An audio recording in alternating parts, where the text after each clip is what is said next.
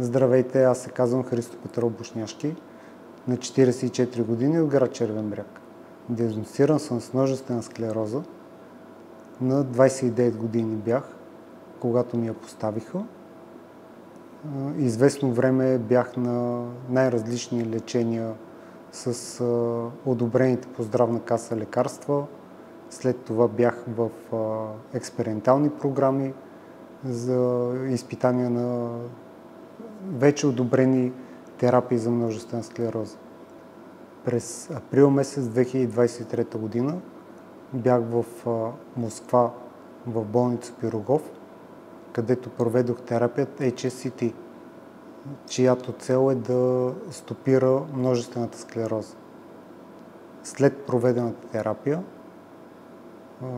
към момента нямам активни нови или стари лезии.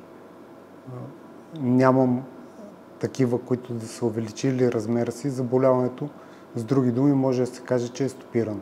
От юни месец 2023 година провеждам усилена рехабилитация и физиотерапия в болница Авис Медика Тученица, за която разбрах от интернет страница на Плевенски вестник, където беше обявено, че отварят, вече работят с пациенти.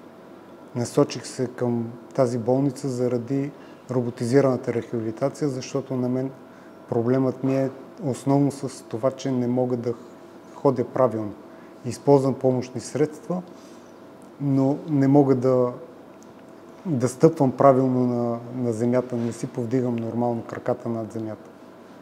И откакто идвам тук, мога да кажа, че ми се е увеличила силата в мускулите на краката, издръжливостта на тялото ми като цяло. По цял ден мога да седа без никакви проблеми. Нали? Преди това трябваше да съм постоянно легнал. Откакто идвам тук, основно провеждам рехабилитация с два от роботите, Локомат Pro и Омего. През процедурите, които правя, с всеки изминал курс, който провеждам тук, аз увеличавам скоростта на движение, времето, с което провеждам процедурата.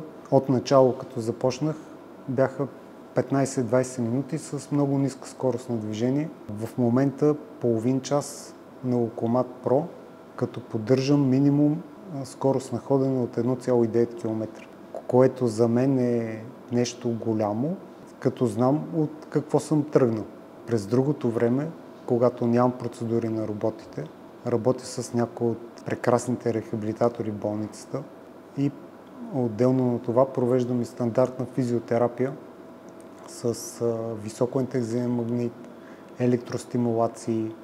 Сега провеждам последният си курс рехабилитация за 2024 година, която успявам да правя през 40-50 дни, грубо казано.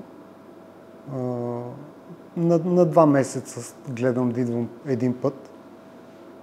Тази рехабилитация успявам да проведа с помощта на много добри хора, близки, познати и непознати, които ме подкрепят в моята дарителска кампания, чрез която успявам да събера средствата за така необходимата ми рехабилитация в болница Авис Медика, поради проста причина, че роботизираната рехабилитация все още не е покрита от здравната каса за възрастни пациенти.